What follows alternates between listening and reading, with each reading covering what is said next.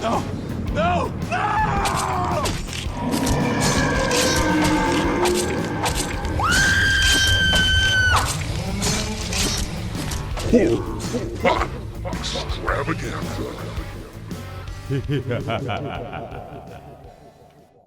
What up, ghosts? Welcome back to the horror-pop extravaganza, where the macabre meets the mindful. Yeah. What is up, everybody? This is the horror pop extravaganza.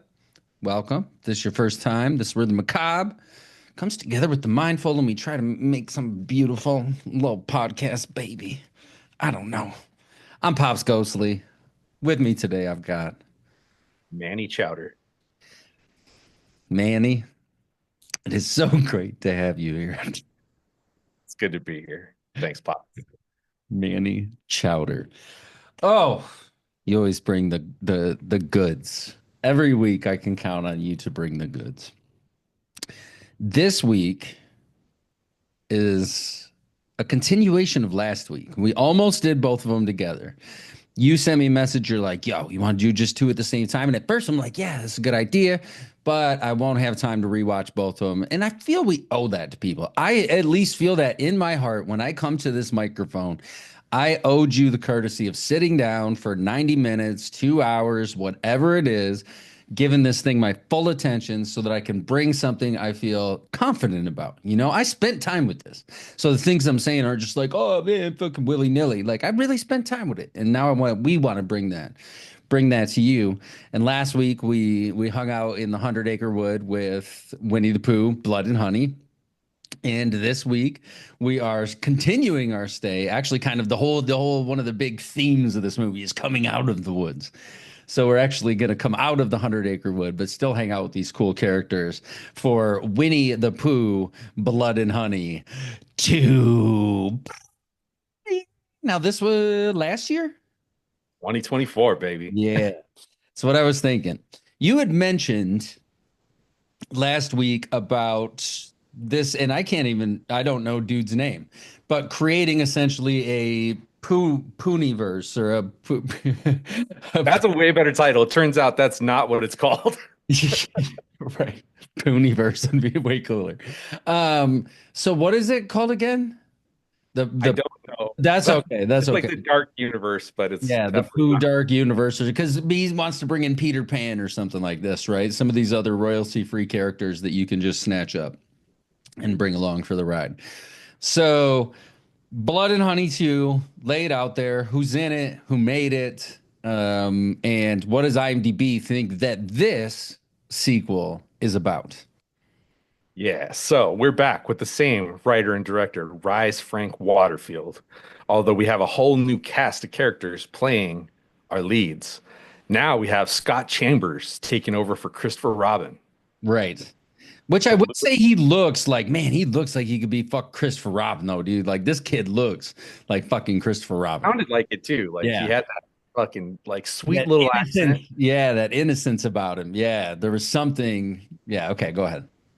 Tallulah Evans is Lexi, and taking over for the Winnie the Pooh duties is Ryan Olivia. And this dude, I mean, I don't know if you can see this guy, but he is scary looking. Yeah, he looks like Winnie the Pooh that would kill you in the night. Exactly. Louis Santier as Tigger, and Eddie McKenzie as Piglet. Look at this fucking guy right here. Oh yeah, he looks like Piglet. Yeah, It's like a piglet, dude. with that little word, kind of fuzzy right there. It almost looked like Wayne Knight for a second. Dude, I can totally see that. It looks like Wayne Knight and Jack Black had a baby. Oh, I would love that baby. Ah, little Wayne Black. Little Wayne Flag. It'd be amazing. It would be wonderful. And Marcus Massey plays Owl. Okay, which was a pretty big performance. Owl shows the We'll get there. Finish up, please. Big performance. And this is what IMDb thinks this movie is about. Not wanting to live in the shadows any longer, Winnie the Pooh, Piglet, Owl, and Tigger take their fight to the town of Ashdown, leaving a bloody trail of death and mayhem in their wake. Yeah. Yes. Gore. So That's actually a pretty good synopsis. I'll One of give the better ones. Yeah. one of the better ones. We do immediately see profits from the first movie being used to make the second, and I'm really glad it's polished compared to the first outing. There's something I like about that first outing, though, compared to the polish. I like the first Evil Dead because of I like the first Texas Chainsaw because of the graininess, the grittiness of it, this lack of budget that you can see on the screen. But I'm really also happy for people who are trying to be filmmakers and seeing them being successful and being able to make bigger budget movies, continue to push their craft out there and do their thing. But we jump in, I want to say it was relatively close to the same, right? Animation. And we get the story of, because in this universe, the first Blood and Honey movie exists, or they're watching this version of Christopher Robin's life. Yeah, it was supposed to be a movie of Christopher Robin's what happened to him. What happened, what he said happened, even though they never found anything. Right. And so we're in this already kind of meta universe, but we open up on what had happened after the events of Blood and Honey. Christopher Robin's the only one who got away.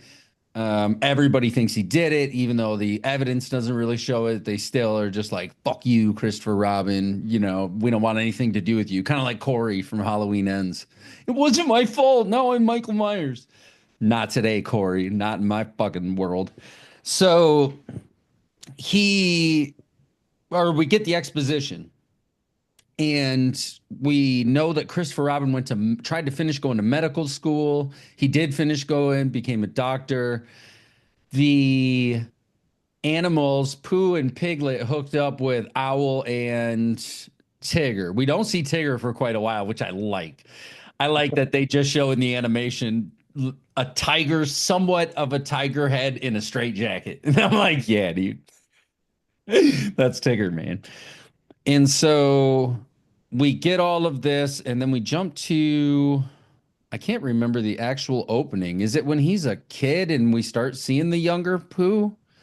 What happens right at the beginning of this thing? I just remember the animation, and then we get Christopher Robin maybe talking to his therapist. There's not, again, this, even though, or no, Owl, I think, is talking, and we get the girls in the woods. That's right, in the camper, trying to do the Ouija board. And they're like, if there's spirits here, fuck, talk to us. And all of a sudden, the whole camper's like, shaking. They're like, what the fuck? This is crazy. And she looks out the window, sees Owl. Owl looks dope. Owl looks like something right out of Legend. Yeah, there's actually like a bird character though in Neverending Story 2. Oh, you're right. And that totally brought me back to this. Like I was like, oh, same costume almost. Or maybe even something in Return to Oz. It really looks cool though. Yeah. Owl looks cool, and we're speaking now right out of the gate. Owl is communicating, which makes sense. He was always the wisest of all of them. He would be the one orchestrating, putting things together. But these girls in the camper, they're getting thrown all over. One of them gets fucking yanked out somewhere. Whole camper's getting pushed over, which is, again, you can see the budget. They were like, yo, we can fucking push a camper over. Let's do it. The lighting's good. Film quality's nice and clean. Across the board, we get the camper pushed over, and then we see Pooh along with Owl. Pooh's mask is very different. I'm not mad at all about it. My life has been spent watching horror movies with masks that change almost every iteration of the thing. I will say, of the two, I kind of like the first mask, the simplicity of the first mask. I think it was almost a little scarier because this, you really get to see the eyes, and they had the money to do the makeup underneath and get it a little bit closer. Whereas with the first one, it was just like, the big cheeks, like they could afford to push the cheeks up a little bit, or maybe just move the lips, something like that. But Pooh looks cool. He takes the one girl, breaks all her limbs before smashing her face into a bear trap. Yeah, he does. Yeah. He does. Yeah, he does. One at a time. Snap. And I love these people just keep living through all this. They're getting like drilled in the head, still screaming and stuff. It's kind of wonderful. Even though a listener of the show sent me a message and was like, oh, I didn't like the first Blood and Honey. I thought it was too or just violent for violence sake or something like that. But I'm like, oh, that's kind of what made it fucking great though. Kind of It, what I love. Yeah. it was a carnival ride, you know, it was a carnival ride. And it's this, you know, in a world of Winnie the Pooh, which makes it even more fun. So Owl and Pooh, I want to say take one of the girls maybe back to the lair to go feast on for a while. And we get this cool hollow in a tree where you just go in and I guess you're underground and it's gross, jars of honey all over the place and bones and people parts and all this different things. Now we cut to Christopher Robin, I think, and his therapist. A lot of this shit might be out of order. I don't remember, but I feel like I got a lot of the details in there. He's been in therapy, hypnotherapy, trying to. This is a new big plot point for us. This is a huge fucking plot point for us. He's trying to bring forth these repressed memories that are locked away, which is real shit. You know, people do that shit all the time. It happens. Something so traumatic happens that you push it away. And he is starting to recall seeing a young Pooh, like we see a young Pooh, but he's fucking blood face. Right. He's gross. And then we see a kidnapping pretty early on, even though he's like, oh, everything's fucking foggy, man. I don't understand. And we learned that it was his brother. He's had memories of when he was a kid, and his brother got kidnapped. And in this town, whatever it was, Ash Falls or Ashford or whatever, whenever long ago, 7 kids all got kidnapped on the same day. Very Five Nights at Freddy's, now that I'm thinking about it. Very, yeah. Which I guess maybe that's your audience for this shit. Maybe it's, you know, kids who grew up on Five Nights at Freddy's and are like, yo, it was fucking funny. It's hilarious. Winnie the Pooh's fucking killing shit. But we get a little bit of that, and he's like, "Oh, it's foggy, but there's a little bit of an image there." We see him trying to be a doctor. He's doing great. They love him. All the kids love him, and everybody. And his boss comes up and is like, "Sorry, bro. I know you're a good dude. Fuck it, sorry. You got to go. People are weirded out by you." Because even though he was declared innocent of all this shit, they still speculate that he killed all those kids in the first movie. Yeah, Amanda Knox. Right.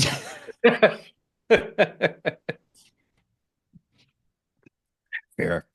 Casey Anthony. Right. OJ motherfucking Simpson. Oh, OJ, really? Really? I mean, that motherfucker wrote a book, dude.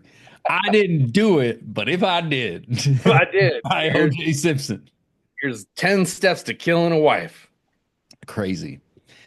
So, and at some point, I feel like he loses his job there, and then we bounce back. We know that, we had the hunters out in the woods who were looking for one of them, the leader, the alpha male masculinity figure. He is looking for his girl or somebody who was killed during the first Pooh incident. But The first Pooh incident. right. So it's what it fucking was. I don't know what else is. No. So Owl's like, we got to take the fight to fucking Pooh's just sitting there in the dark and shit, looking all nefarious and menacing. Owl says, we got to take the fight to them.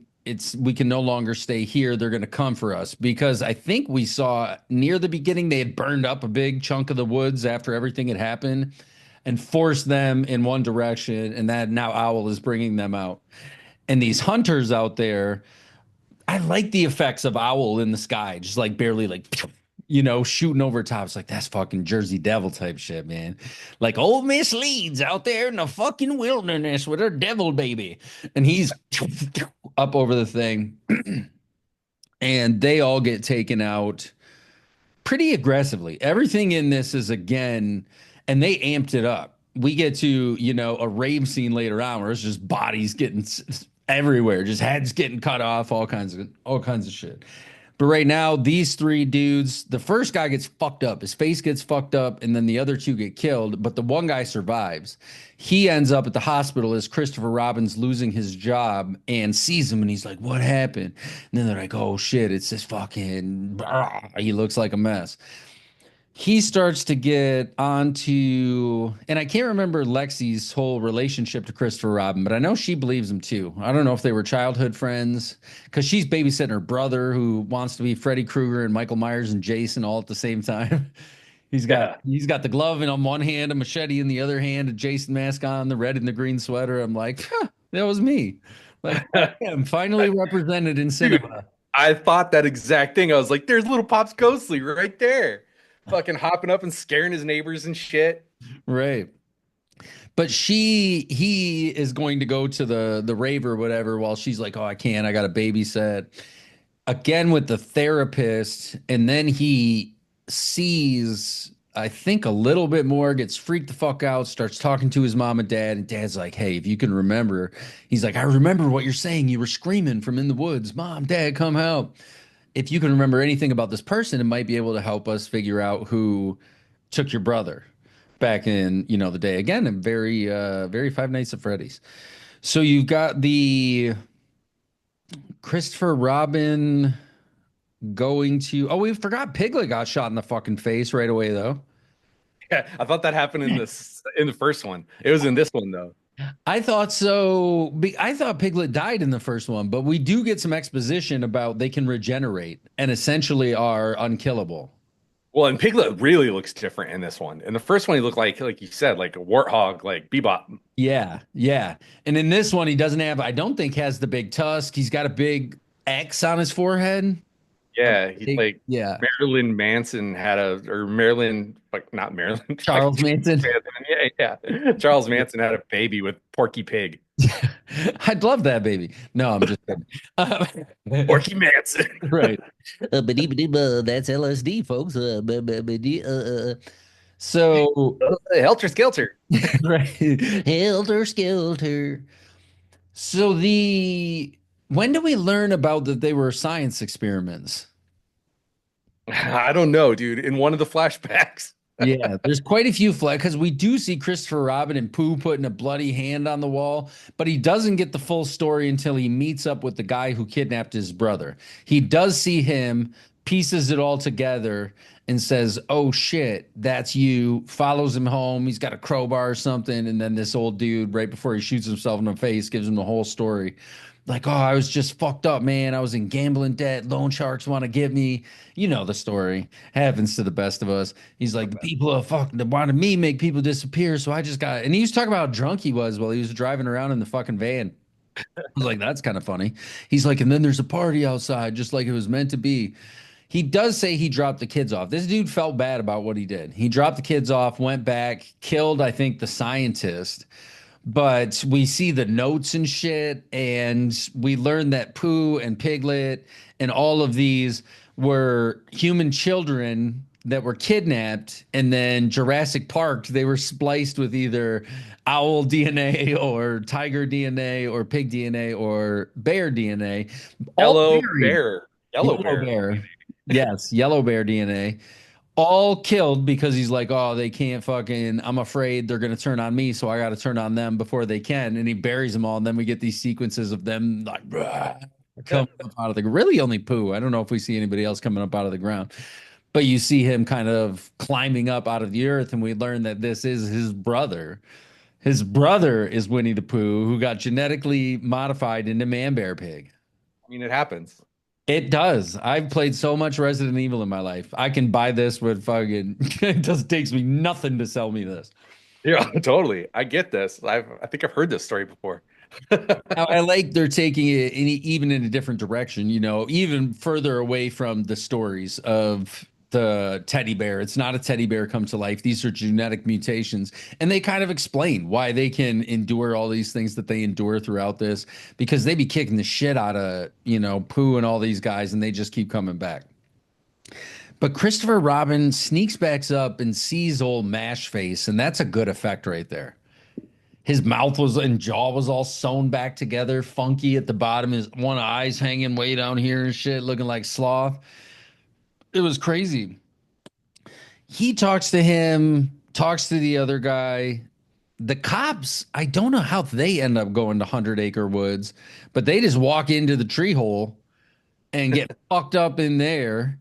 The one guy makes it out, I think, because he's like, "Oh, my fucking kid's at home babysitting, or she's over babysitting, what you call it?" And that's when Pooh shows up where she's at. She gets out with Dad. I believe you, Chris. Where are you? Da da da da da. He's we gotta fucking end this where it all started, or some shit. I don't remember if that's exactly how it went, but it could be, close enough. Write a movie like this, dude. Right, right. It is how you rate a movie. I've seen so many movies you don't even need AI. Give me a genre, subgenre, and I could probably spit out a pretty good rough draft of something of something that is an amalgamation of 10,000 movies that have just been rattled around in this nugget. That'd be amazing. That'd be amazing. Let's have it in. Right. We should try it one time, test the theory. So or wait, yeah, she gets out with the kid and then takes off to go find Christopher Robin, correct? And because they end up with just no, he's at the rave. We forgot the whole rave goes on for a long time. And this is when Tigger gets let loose, and Tigger's fucking dope looking in the shadows. The lights are flickering, then he's just gone. And then he's behind somebody. I mean, on top of people, just scratch, going. He even grabs one girl by her choker, pulls her down through some open diamond plate, and just starts stabbing her up. Yeah, starts getting right up in her guts. He's tearing people apart. Pooh busts in the place after this dude's like, "Whoa, bro, what are you fucking supposed to be?" And he just jams a pole straight through his mouth. Wham! Right into the wall. Girl goes running in. She's barely dressed, screaming, covered in blood. She gets kind of far, and I think he might even throw a fucking bear trap at her head, and it like catches her. On a chain, dude, and then he yanks it back and her head just pops off, dude. That's right. Lots of heads popping off in this. Lots of head popping off, dude. Yep. And just lots of scenes of Pooh just lumbering in, dragging that bear trap behind him. Yeah, which looks good. And this Pooh's got a big honey belly. Like he's been eating well. He's much, much tubbier, rumbly in my tumbly. And so he commences on to just destroy this rave place. And then you got Tigger upstairs with a handful of them, bing, bing, bing, jumping around. I think Owl, she's driving somewhere, and Owl might be going after her. But the rave stuff goes on for, man, it must have been fucking 15 minutes, right? Yeah, dude, it's just murder after murder after murder to the point where it's such chaos, dude. You're like, what is happening? Yeah, every time Pooh turns around, he's like ripping somebody's head off or popping someone's eyes out, hit him with a sledgehammer or something. And then Tigger's just decimating shit upstairs at the same time. And he's talking, and he looks cool. He's snarly in the mouth, look like a Thundercat. Tigra. Yeah, he could be. I want a Thundercats movie, dude. I really think, why not? The story is right there in front of you. Got trapped as a fucking little boy. You could have Jack Black play Lionel. He'd be the perfect fucking casting. Oh shit. I don't know, Schnarf. So Oh, dude, he would be a good Schnarf. he would though. Lionel. Shut your pie hole, Schnarf. Yeah, they'll get like Jason Momoa for Lionel. Yeah, that Minecraft movie's crushing it, dude. I'm glad. I'm glad that something silly like that is doing, because they're like, oh, the fuck box office sucks, and it has for a long time. But the fact that people are going out in droves to see a cartoon movie is like, that's cool. Have you seen it though? No, I haven't. It's about nothing, dude. And that's all right. It's a film about nothing, which is like, I was like, how are they going to make a movie out of this? It would be like making a movie out of Tetris. Right. They just like put Jack Black in it, and we're just like, just do whatever you want to, man. You don't even have to shave your beard. Just go and be a disgusting pig. And people love it. Love it. I mean, Seinfeld killed it on that premise. Just a show about nothing. Just put some random shit in there that fans like, and something funny here and there. You'll be good to go. A zombie on a chicken, dude. People go ape shit till where the police have to get involved. Right. Like, stop throwing popcorn all over the place. That's fucking cinema right there. That is, dude. That's cinema like we need right now. That is, cinema. So back to Winnie the Pooh 2, Blood and Honey. We've got Pooh and Christopher Robin, after the rave massacre, end up at the site of Pooh's resurrection. We see Pooh standing there looking down at the hole where he dug himself out of it. Then you've got this little Pooh looking at this big Pooh. The screen is just full of Pooh. It's a poo miracle. Right. Puma, get in. And then Christopher Robin starts chatting with him and he's like, yo, Billy. What? No, it's not that epic. But he does. It's not quite Darth Vader and shit like that. You know what I mean? Because we already knew. But Pooh looks at Christopher Robin for a second. You think there's going to be this moment of remembrance, catharsis, family, something, and then just picks him up by the fucking neck. Like, fuck you, man. You didn't fucking help me. And you made me eat Eeyore, you piece of shit. And he's got him way high up in the air. I like this Pooh's always picking people up like by the neck, like, oh, you think you're tough? He's like Dolph Lundgren in Rocky Four. Bro, break you. So they're looking at each other. He's got him up by the neck, and then Lexi comes charging in out of nowhere, jumps on Pooh's bag, wrestling around with Pooh for quite a while. And then because she doesn't die, right? Nah, he just like knocks her off and I think keeps he going. throws her into the car, goes, oh, we forgot though, he had a dope ass chainsaw that was on fire for a little while. Oh, he did. That was out of control, dude. He's just like putting it through cars and stuff, and it's on fire. He's just walking around with it on fire. And also, he stuck Christopher Robin's mom's face into the dishwasher full of knives.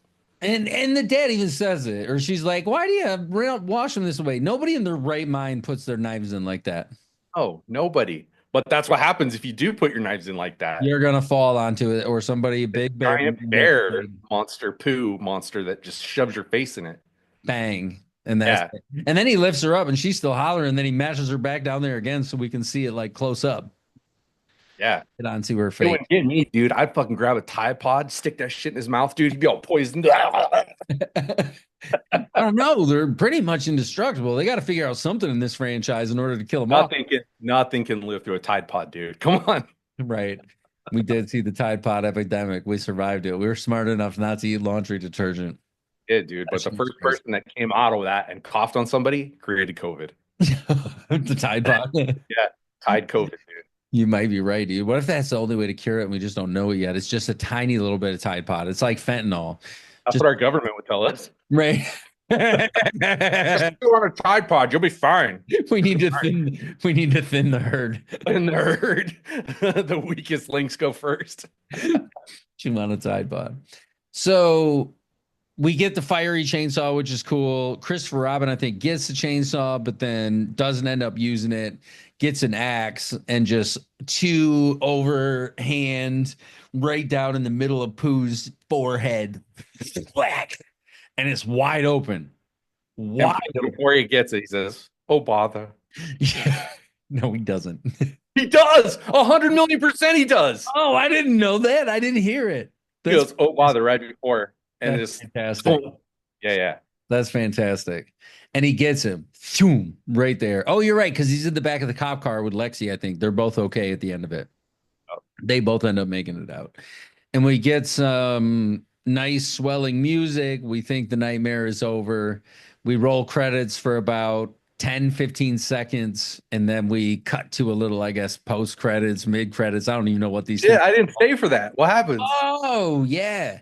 So you presented me with an oh bother, and I get to present you with something cool. So we're back down in the hollow, and Owl's got Pooh on a chair with his head opened up, like essentially doing some whatever alchemy to resurrect him. He's slowly going to bring him back to life, and he's like, "You're not done yet," or something like that.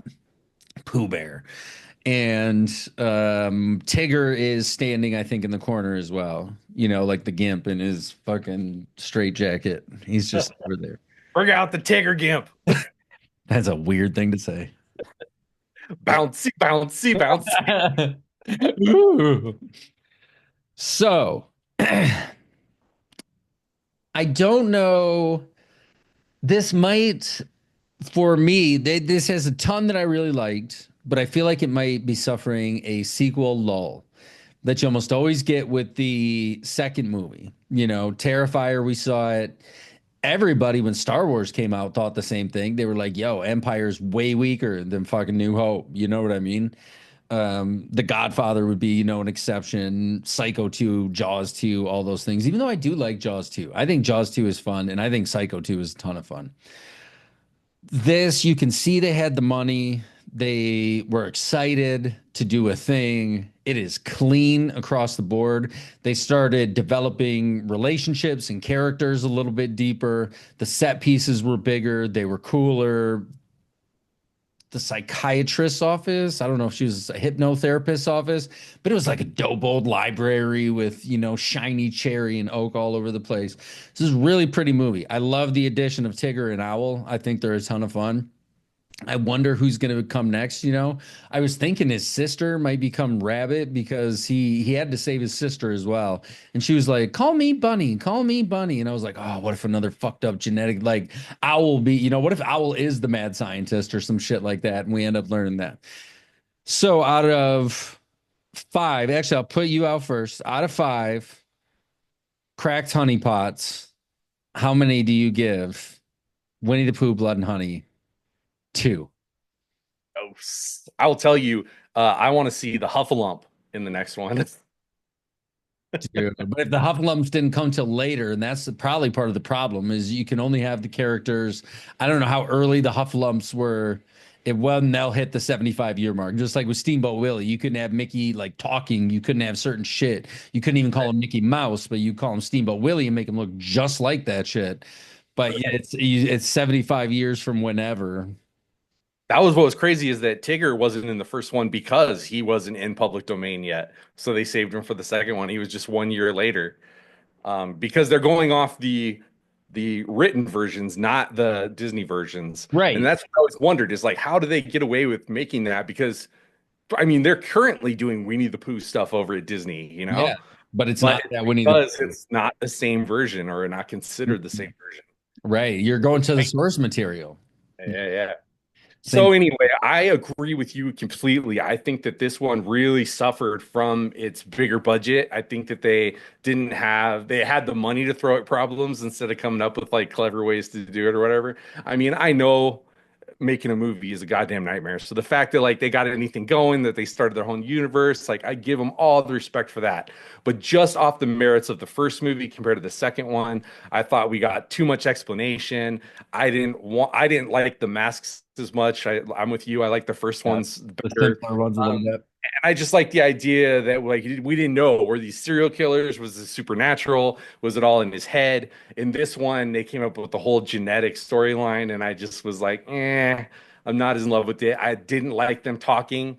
I liked better when they were just like these stalking Yeah. mongoloids. Owl was the only the really one doing a lot of talking in this. You get Never some. talked too much for me, but Tigger did talk a little bit. You're right, but I think it's still only like two or three sentences. But I liked his tail. Do you? There's a scene where you could really see his fucking tail going, and I'm like, yeah, that's yeah. cool. Well, we forgot That Pooh running on all fours too. That was Oh, cool. that was really cool. Yeah, yeah. Yeah, I mean, this one had cool stuff. It had some cool kills.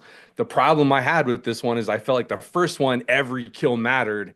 In this one, they're killing so many motherfuckers all so fast that it just all blurs together, dude. You don't even have time to like see it. And so I'm gonna give Pooh Blood and Honey Part Dose 2 stars. 2 stars from Man 3.5. Oh, from Manny, Manny Chowder. Manny Chowder. Love it. I'm gonna go a little bit higher than you. I am going with a 3. All right. And only because I didn't get to the end of this and be like, oh man, I fucking didn't have fun. I still had a lot of fun with it, even though it had its issues. And I think I might be even leaning heavier into it just because I like seeing small cinema like this. I like Yeah. seeing passion. It's not often that you get to outside of finding shit like this or something that goes, where a new filmmaker is trying to come up in the world and do their thing, and you kind of get to be a part of that ride from the get-go. And I'm like, good for you, man. Like you put your shit into it. So I'm hoping I can encourage somebody else to check it out because we need to support these people. I think the first movie was $10 and this movie to buy it, you can rent it for like $2-3. And I think the first one was $10 and the second one was $12. So it's, hopefully not going to break the bank and shit like that. But, They're or both streaming on Peacock. Yeah, Peacock. Yeah, Peacock. they're both streaming on Peacock. So if you've never had Peacock, just get you a quick little fuck trial for 7 days. Cancel it as soon as you sign up. They'll let you keep your trial for 7 days and just watch both Pooh. Get some popcorn out or a bucket of honey and just sit there and just shovel handfuls of honey into your mouth while you watch 3 hours of Pooh, Blood, and Honey. Or just a little chicken nugget snacks for some Eeyore. Oh, dude. He's whipping him with the fucking tail. Savage. Savage. That is a great segue, though, because my mindfulness for today, I was like, we've been talking about, Pooh, Blood, and Honey and all this shit, but there was a lot of really good stuff in Winnie the Pooh, in the original stories and stuff like that. So I actually pulled a quote from Eeyore, which I think this is from one of the books, and that would be attributed to A. Malin, I think is the author's name, who did all the original Winnie the Pooh stuff. But Eeyore says, it never hurts to keep looking for sunshine. And there is a lot of truth in that. Eeyore is wise, even though he was sad a lot. He Yep. was still very wise. Because there was something I read in some Zen book or, teachings of the Buddha or something like that. Or maybe it was, I don't know where it came from, but it stuck with me for a long time. Is that the sun is always out. Sometimes you just have to turn to see it. And even when it's covered in clouds, it's still out. The sun is still out. But you'd be like, everyone has sat out. I would think most people have sat outside over the course of a few hours of the day, and the sun will move from one place to another. Where you were in the sun once, now you're in a shadow that's cast by a house because the sun just dipped a little bit. If you want to stay in the sun, you got to move over. You got to get over into the yard, put in the effort to make the move to sit in the sun. The same thing I feel can be said for our selves. We can choose whether to look at a shitty situation and get stuck there, stare at a rain cloud, or imagine it's a sunny day and you see one rain cloud coming and you choose just to stare at the rain cloud coming, saying, oh no, there's a rain cloud coming. Oh no, there's a rain cloud coming. Oh no, there's a rain cloud coming. While everybody else is out in the yard and it's all sunny all over their face, not paying attention. Sometimes it's very hard to see the sun in life. It can be extraordinarily challenging. But I think if you just learn how to turn and look at it a little bit, like Eeyore is saying, you got to look for it. And when I say sun, I'm speaking metaphorically, of course. I'm talking about the real sun as well, the vitamin D. I went and sat outside today. It was the first 60-degree day. Just took my shirt off and laid naked on my deck. Not naked, I had pants on and socks on, but you know what I mean? Top naked, and just absorbed sun on my back for 15 minutes and rolled around onto my front and just sat there in the sun oh, vitamin D. We need it so bad. So the literal sun is really good for you too.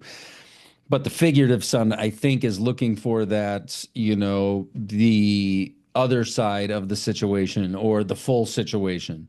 It's understanding I'm not just a little piece of this story. There's a whole big, humongous story that's been going on for a long time. And when you can look towards those things or look towards your breath, if you're all worked up about something, I highly encourage people to work on your breath when you're not worked up about things. That makes it so much easier when you're worked up about things. When you know how to do it, when you only go get a Band-Aid when you're fucking cut, you know what I mean, then you're not going to get a ton. But if you practice, I guess that's a really bad example, but you know what I mean. Practice, practice, practice. So that way, when it's time, you know what to do. But those are the things we can look for, those metaphorical suns that are okay, I can look to my breath. Even when the world seems shitty, I can turn and look over here and I know that's a peaceful place.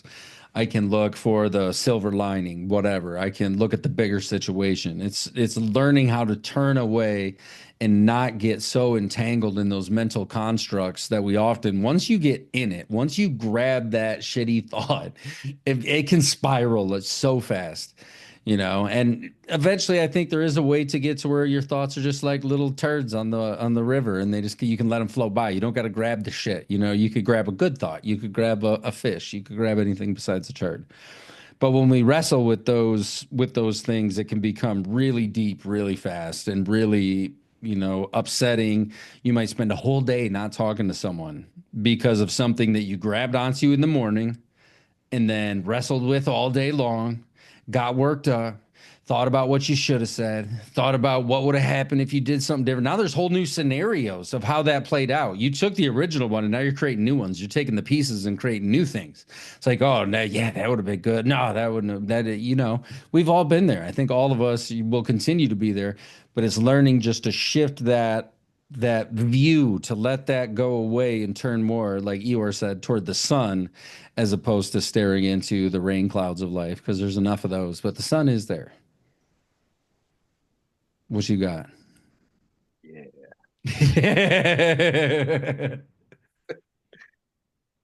No, that's good stuff, man. I like the thing about the little turds floating by. You don't have to grab them. You don't have to grab them, man. Why you're like a modern day poet, dude, because you come up with stuff like that.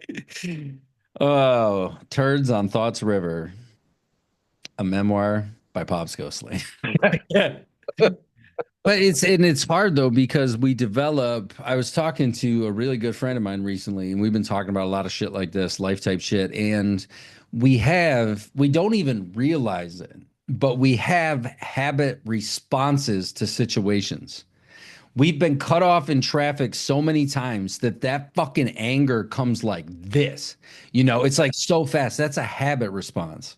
If you can take one breath in between, you decide what you want to do, that helps to cut those off. But some of our habit responses are so deep. When somebody hurts us, our habit response is to immediately want to lash back out at them. We don't take the time to stop it because we've been doing it for 30 years. And it's in our subconscious now, because the human body, the human mind loves to have habits. It gives us time for other things, everything. It loves running habitually.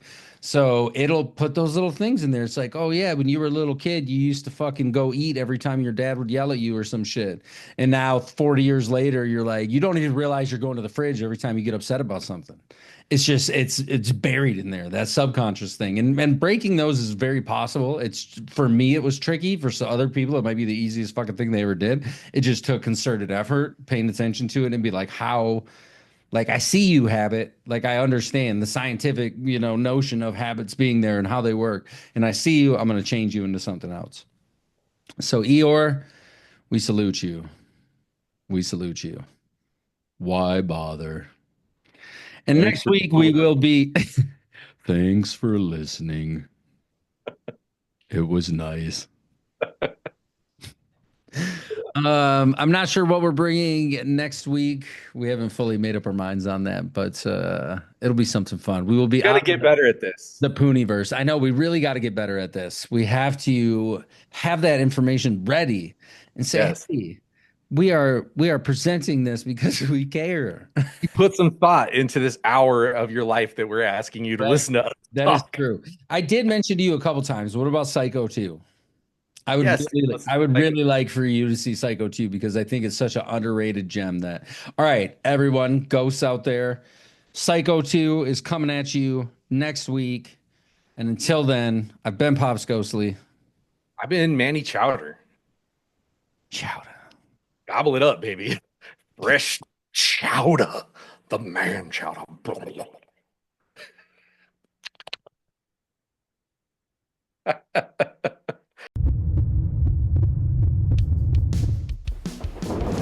No! No! No!